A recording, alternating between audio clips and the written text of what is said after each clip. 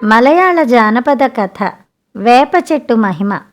పూర్వం మలయాళ దేశంలో ఒక జామొరిన్ను ధనాస చేత తన రాజ్యం అంతటా చింత చెట్లు నాటించటానికి, చింతతోపులు వేయించటానికి నిశ్చయించి ఆ పనికి తన మంత్రిని నియోగించాడు.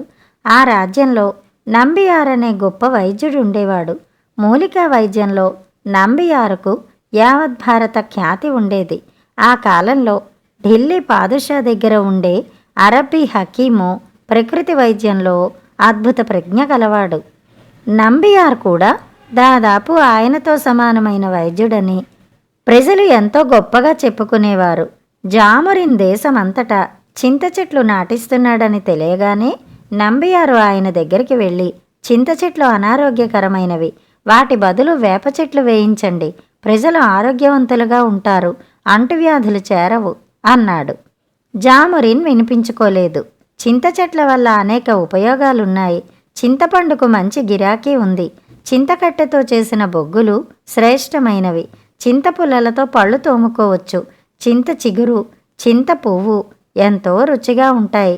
దారుల వెంబడి చింత మొక్కలు నాటి విడిచినట్టయితే ఎవరు పోషణ చేయకుండానే అవి బ్రహ్మాండమైన చెట్లుగా పెరిగి ప్రయాణీకులకు చల్లని నీడనిస్తాయి. వేప చెట్ల వల్ల ఒక్క ప్రయోజనమూ లేదు అన్నాడు జామొరిన్. నంబియారు ప్రభువుకు మారు చెప్పలేక సెలవు తీసుకుని నేరుగా మంత్రి ఇంటికి వెళ్ళాడు. మంత్రి ఆయనకు గౌరవంగా స్వాగతమిచ్చి కుశల ప్రశ్నలు వేశాడు.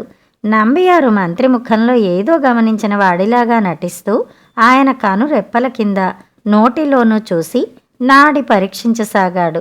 మంత్రి నవ్వుతూ, ఎందుకిలా పరీక్షిస్తున్నారు? మీ దయ వల్ల నా ఆరోగ్యానికి లోపమేమీ లేదు అన్నాడు. నంబియారు గంభీరంగా, ఇప్పుడేమీ లోపం లేదు, కానీ 6 మాసాలలో మీకు భయంకరమైన జబ్బు చేయబోతోంది. సకాలంలో దానికి తగిన చికిత్స జరగడం మంచిది అన్నాడు. మంత్రి కంగారు పడి, అయితే ఆలస్యం దేనికి? తక్షణం వైద్యం ప్రారంభించండి అని అడిగాడు. ఈ వ్యాధి నా వైద్యానికి లొంగేది కాదు. మీరు వెంటనే బయలుదేరి ఢిల్లీలో పాదుషా గారి వద్ద ఉండే హకీంను చూడడం మంచిది అన్నాడు నంబియారు. అంత దూరం ఏదో విధంగా కష్టపడి వెళితే మాత్రం ఆయన నన్ను సరిగా చూస్తారా అన్నాడు మంత్రి. హకీం గారికి అటువంటి తేడాలేమీ లేవు. ఆయన కడు బీదవారికి కూడా ఆదరంతో చికిత్స చేస్తాడు. మీరు వెంటనే బయలుదేరడం అన్ని విధాలా మంచిది అన్నాడు నంబియారు. వ్యాధి విషయంలో నంబియారు చెప్పిన దానికి తిరుగులేదు గనక మంత్రి 1 సంవత్సరం సెలవు తీసుకుని ఢిల్లీకి ప్రయాణం కట్టాడు. ఆయన బయలుదేరేటప్పుడు నంబియారు ఒక సలహా ఇచ్చాడు. దారిలో చింత చెట్ల నీడనే విశ్రమించండి, చింతల తోపుల్లోనే మకాన్ చెయ్యండి, చింతపుల్లలతోనే పళ్ళు తోముకుని ముఖం కడుక్కోండి, వంట వగైరాలు చింత కట్టెలతోనే చేయించుకోండి. మంత్రి నంబియారు ఇచ్చిన సలహాను అక్షరాలా పాటిస్తూ సపరివారంగా ఢిల్లీకి ప్రయాణమయ్యాడు. ఇంకా ఢిల్లీ చేరక మునుపే ఆయన ఆరోగ్యం చెడనారంభించింది. బలహీనత ఏర్పడింది. శరీరం చిక్కి పాలిపోసాగింది. ఆహా, నంబియార్ ఎంత తెలివిగల వైద్యుడు! ఈనాడు వచ్చిన రోగాన్ని ఆయన ఆనాడే పట్టగలిగారు అనుకుంటూ మంత్రి అతి బలహీన స్థితిలో ఢిల్లీ చేరాడు. ఆయనకు హకీం గారి దర్శనం చాలా సులువుగా లభించింది. మంత్రి చెప్పినదంతా విని నంబియారు ఈ మంత్రిని చింత చెట్ల వల్ల కలిగే అపాయం ఎలాంటిదో రుజువు చేయటానికే తన వద్దకు పంపి ఉంటాడని ఊహించాడు. మీ వ్యాధి గొప్పదే గాని దాని చికిత్స మాత్రం చాలా సులువైనది అన్నాడు హకీం. అదేదో చెప్పండి, మీకు యావజ్జీవం రుణపడి ఉంటాను అన్నాడు మంత్రి. మీరు వెంటనే బయలుదేరి మీ దేశానికి వెళ్ళిపోండి. వెళ్ళేటప్పుడు వేప చెట్ల నీడలోనే విశ్రమించండి, వేప తోపుల్లోనే మకాన్ చెయ్యండి, గాలి చాలనప్పుడు వేప మండలతో విసురుకోండి, వేప చెట్ల గాలి తగిలే చోట నిద్రపోండి, వేప పుల్లతోనే పళ్ళు తోముకుని ముఖం కడుక్కోండి. ఇంతకంటే మీ వ్యాధికి మరొక చికిత్స అవసరం లేదు. నంబియారు గారికి నా తరఫున 1000 సలాములు చెప్పండి, వెళ్ళిరండి అన్నాడు హకీం మంత్రితో. ఇదే సలహా మరొక వైద్యుడెవడైనా ఇచ్చి ఉంటే మంత్రికి గురి ఉండకపోను. హకీం చెప్పాడు గనక పూర్తిగా విశ్వసించి మంత్రి సపరివారంగా స్వదేశానికి ప్రయాణమయ్యాడు. హకీం చెప్పిన ప్రకారమే ఆయన వేప చెట్ల నీడల విశ్రమిస్తూ వేప చెట్ల గాలి అనుభవిస్తూ దారిలోనే తన ఆరోగ్యాన్ని తిరిగి సంపాదించగలిగాడు. స్వదేశానికి చేరేసరికి పూర్వం కన్నా రెట్టింపు బలము, ముఖ కళ ఆయనలో కనబడింది. మంత్రి ఇల్లు చేరగానే నంబియారు ఆయన్ను చూడవచ్చాడు. మంత్రి తన అనుభవాలన్నీ నంబియారుకు వివరంగా చెప్పాడు. మనం ఒకసారి జామరీన్ గారి వద్దకు వెడదాం. మీ అనుభవాలను గురించి ఆయన స్వయంగా వినడం చాలా ముఖ్యం అన్నాడు నంబియారు. ఇద్దరూ కలిసి జామరీన్ దగ్గరికి వెళ్లారు. జామరీను మంత్రి అనుభవాలు విని చాలా ఆశ్చర్యపోయాడు. ఇందులో నా తప్పు చాలా ఉన్నందుకు మీ ఇద్దరూ నన్ను మన్నించాలి. మంత్రిగారికి ఏ జబ్బు లేకుండానే నేను ఆయన్ను ఢిల్లీ ప్రయాణం కట్టించాను. చింత చెట్ల వల్ల కలిగే హాని ఏలిన వారికి నిరూపించడమే నా ఉద్దేశం. ఆ తర్వాత వేప చెట్ల మహిమను హకీం గారు నేను చెప్పకుండానే నిరూపించారు.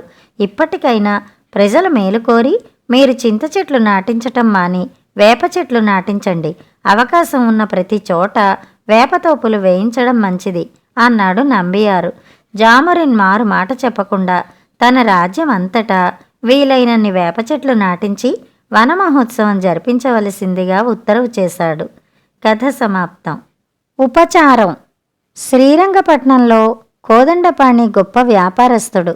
రాత్రయ్యాక కొట్టు మూసివేసి ఇంటికి వచ్చి డబ్బంతా చాప మీద కుమ్మరించి లెక్క చూసి మూటలు కట్టి భద్రపరచటం కోదండపాణి అలవాటు.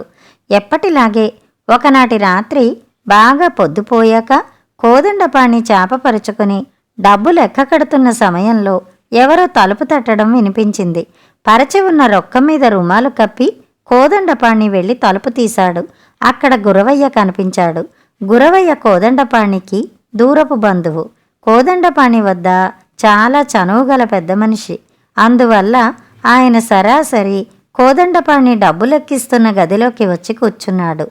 కోదండపాణికి ఏం చేయాలో తోచక, ఇంత అపరాత్రి వేళ వచ్చావేమిటి గురవయ్యా అని అడిగాడు. గురవయ్య, ముఖ్యమైన పనిపడే వచ్చాను బావా. ఉన్నట్టుండి ఓ 25 రూపాయలు కావలసి వచ్చింది కాబట్టి నిన్ను వెతుక్కుంటూ వచ్చాను అన్నాడు.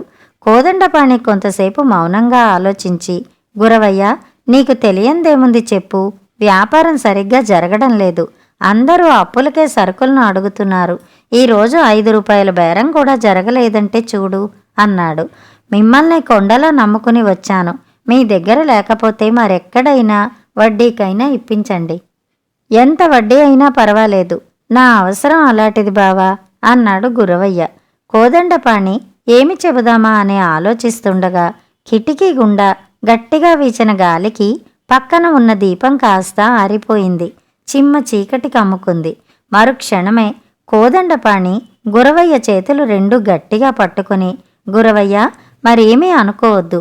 నీ అంతటి వాడు ఎంతో అవసరం కొద్దీ ఈ రాత్రివేళ వచ్చి డబ్బు అడిగితే ఇవ్వలేకపోతున్నాను కదా అని నాకెంతో బాధగా ఉంది అని ఎక్కడ లేని ఆప్యాయతను, సానుభూతిని కనపరచసాగాడు.